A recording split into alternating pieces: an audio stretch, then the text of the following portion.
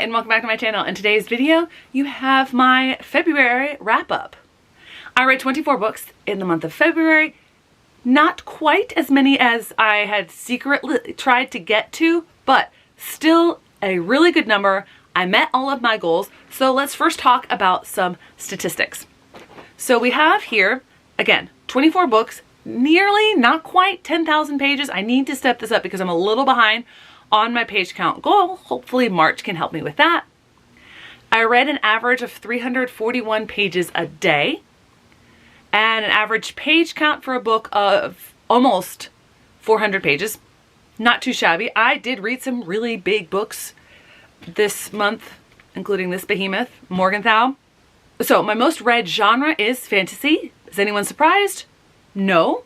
Perhaps in future months when I'm reading from the SASL list, maybe that will change. I kind of doubt it. Fantasy is my go-to. Maybe historical fiction is making a comeback. 22 of the 24 books that I read had rep in it. I'll take that for sure. And there were 14 authors that I have read from before.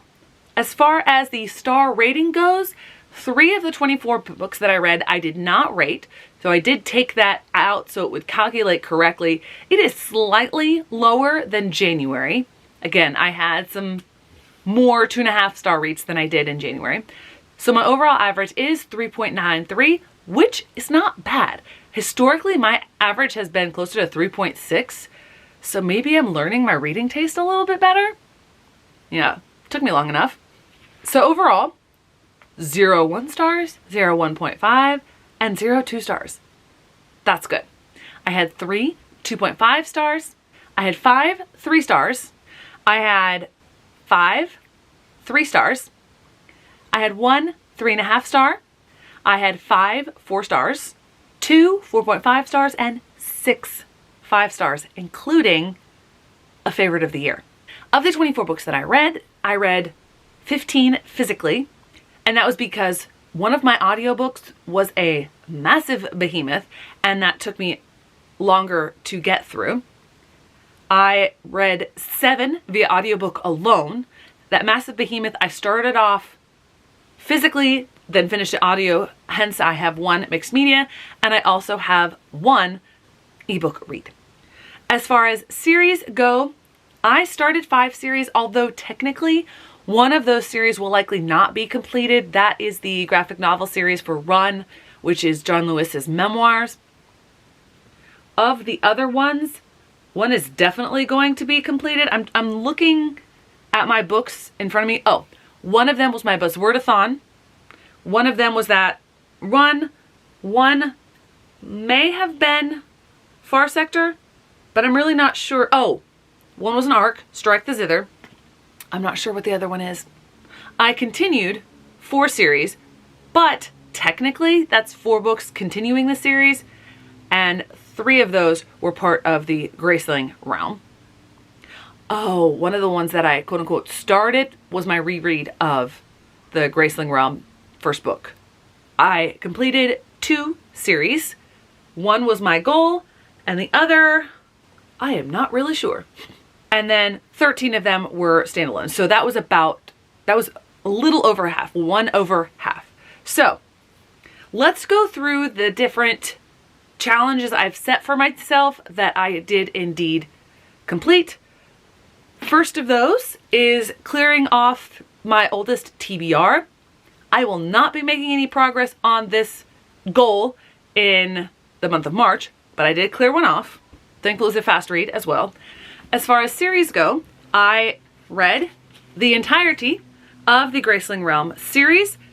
If I had chosen a shorter series or a series where the books were shorter, I might have read more books this month, but completed another series that's been on my series TBR for quite a while. For Buzzwordathon, I completed February, which was a verb in the title, Kikilira Breaks a Kingdom. And then as far as arcs go, I read 3 arcs physically. Also at the end of the month, my 1 ebook was an arc that I read fairly quickly. It was about 200 pages and it was a fictionalized biography of a famous Sikh female warrior. So without further ado, we will get into the reviews, the brief recaps in star order of all the books that I read this month. So we will start with the 2.5 star reads. Unfortunately, I had a lot more of them this month than January, hence the lower average rating for the month. Actually, I'm going to start with the unrated books, then go to the 2.5 stars. 2 of the unrated books were memoirs. One was a graphic novel version of a book that I had read previously. So the first of those is Run by John Lewis. This is an excellent graphic novel. I like it even more than the March trilogy. I'm just sad that because John Lewis has passed on, this is unlikely to be a completed series. The other memoir that I did not rate is Running While Black by Alison Mariella Désir. This is a new release and one of my 23 and 23 books. This is definitely thought-provoking, especially for someone who has the privilege of running and has not faced the obstacles that Alison has in her life.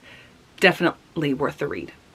And the last of the 3 that I did not rate is the Graceling graphic novel. It is book 1 in the Graceling series, and I read this to get a refresher on the series before I ended up completing it this month. Now for the 2.5 star reads. So we have Lazy Bee by Sandra Day O'Connor and H. Alan Day, her brother. Again, I expected more personal reflections, and I read a review that's like, did she even write this? Because it feels so separated, so distant, and not like a memoir.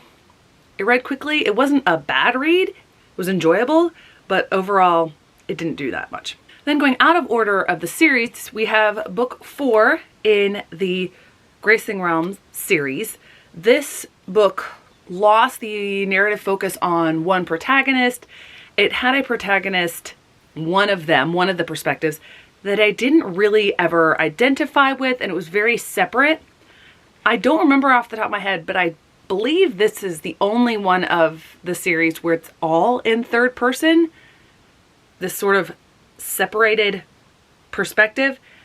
I loved the idea of exploring the world, and the things that were presented in here were fantastic. But the way that Kishore wrote this, I just did not vibe with, and I almost DNF'd the series after this one. Last of the 2.5 star reads is Figure It Out, Henry Weldon.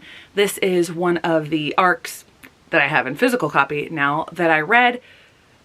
It lost the thread of what it was supposed to be. It purports to be this story of her dealing with dyscalculia and going to a new school, and she's having trouble at home, a confrontational sort of relationship with her sister. But all of those problems, like different problems, keep cropping up, and then it's never suitably resolved.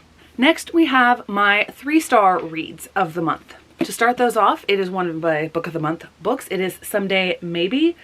I do not know how to pronounce this author's last name. This was hard-hitting, and a lot of it was sad and dealing with the grief. But the way the character progressed through this grief didn't often make a lot of sense, and she wasn't really growing. She stayed pretty much the same throughout the narrative and then had this massive reveal or growth or whatever at the end. So that's like, it was fine. I think a good debut outing, but nothing to write home about. Next, we have book 3 in the Graceling Realm series. All 5 of these books earned different ratings from me. So book 3 was good. I appreciated being able to return to Bitterblue and seeing how the world had progressed after the Graceling Realm, and seeing how things had unraveled and had to still be fixed after her father's death. A lot of stuff was just too confusing in here to make it the coherent narrative that Bitterblue deserved. Next, we get into my 3.5 star read of the month, and that is The New Age of Empire, How Racism and Colonialism Still Rule the World by Kindy Andrews. This was a fascinating read, very short. Unfortunately, I didn't rate it as highly because coming from it from a more historian point of view, A lot of this uses strong emotional words, and he's making incredibly valid points backed up by evidence. There was a tone to it that didn't vibe with me. And then also I have read a lot in this arena, so he wasn't presenting new information. However, he wrote it very well. Next, we move to my 4-star reads for the month. In that, we have Far Sector by N.K. Jemisin. This is the 3rd book that I've read by N.K. Jemisin. I kind of want to read her entire backlist. The reason this is 4-star and not higher is just simply because this is not the genre or storytelling type that I vibe with. This is very superhero, comic based. It is a bind up. She was the author. I thought she did a really good job with this. It was fantastic. You can tell her storytelling in this. It's just not my particular genre, hence the 4 stars.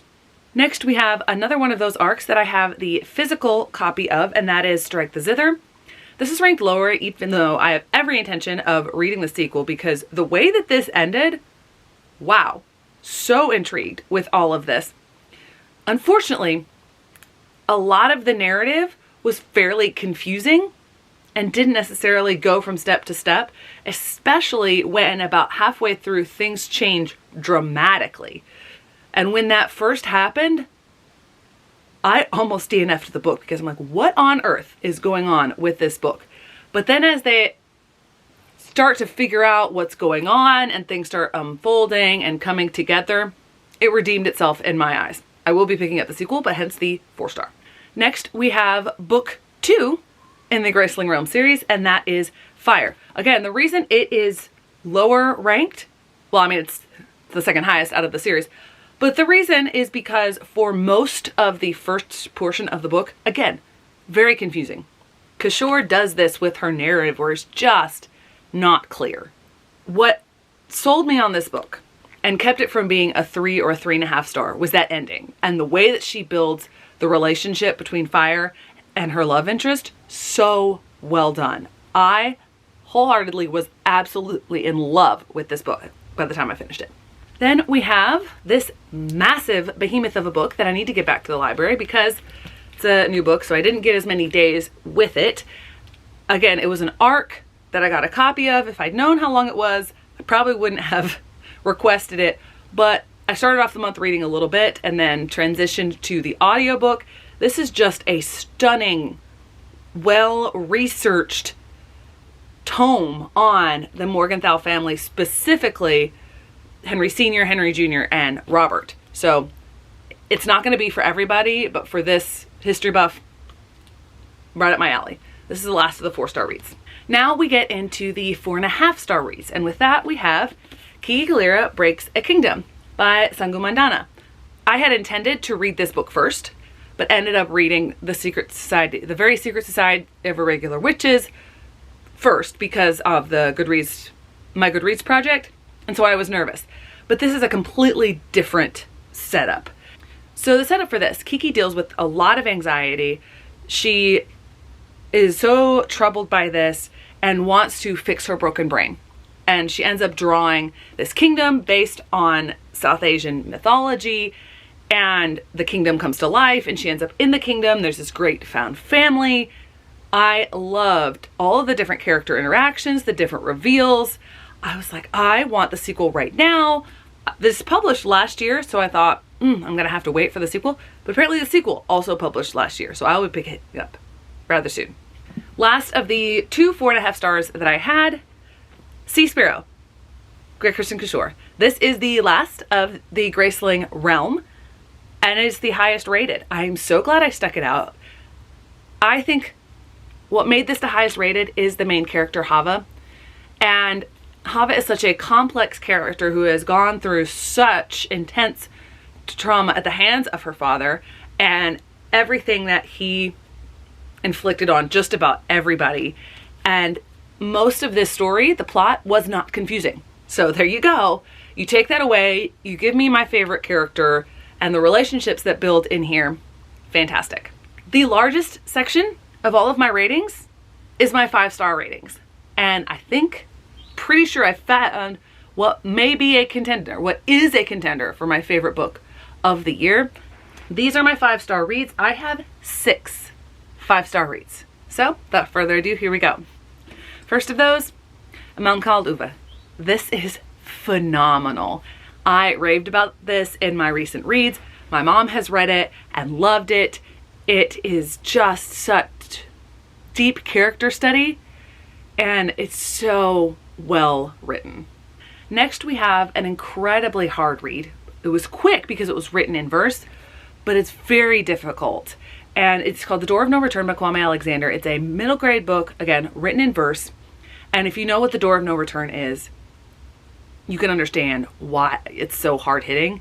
And most of the first part of the book is actually before the whole door becomes involved in the situation. And you know that that's coming because the title of the book, and it just makes everything that happens in here so heartbreaking. So well written.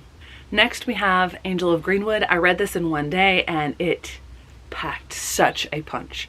This is about the Greenwood Race Massacre, and about 40-50% of the book takes place before, but each of the chapters, which are told in alternating perspectives of the two main characters, it's titled, you know, X number of days before, hours before, etc. So you know what it's leading up to. Again, Randy Pink is a phenomenal writer. I've read another book by her before for one of my SEASL projects. It's a Romeo and Juliet sort of story, but also it's dealing with this incredible tragedy, and she writes it so well. Again, I'm gonna run out of distinct words to say, but there's going to be a lot of gushing for these books. Next we have Take My Hand by Dolen Perkins Valdez. I want to read her entire backlist. This is historical fiction set in the 70s and deals with a topic that I knew happened, but I'd never really read a lot about. And it deals with African American women's how they were treated or not treated in the reproductive realm in the South during this time period. And these characters grow on you. The relationship that the main character has with the two girls that become instrumental in this story. This story is based on a true story that happened, that generated a court case that revealed all of this that was going on. Well done. Then we have something that might be one of my new favorite series, and that's City of Brass. This was my most highly anticipated out of the series list that I made. This did not disappoint. I love Arabian fantasy. It's phenomenal.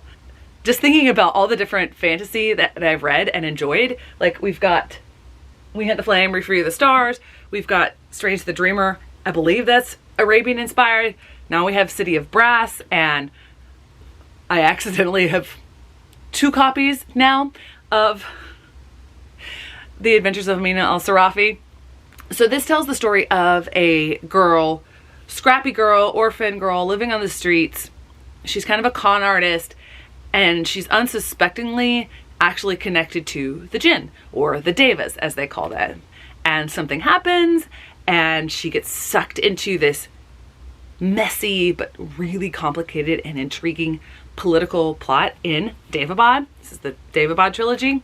That leaves me with the book that I read last in the month. I read it as an audiobook, and it is on my top 10 for sure. I can say that without a doubt. Rust in the Root by Justina Ireland. I've read one other book by her, but before I have one of her other books on my Buzzwordathon. TBR, the other book that I've read by her is middle grade, also rated 5 stars. This one is phenomenal. It's historical fantasy, but in an alternate world.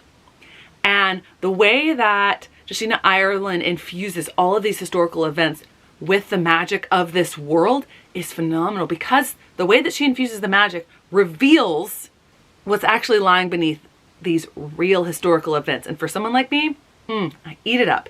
And on top of that, the plot was really compelling. I wish this were the first in a series. I hope she does more in this world. Thanks so much for watching. I hope to see you in the next one.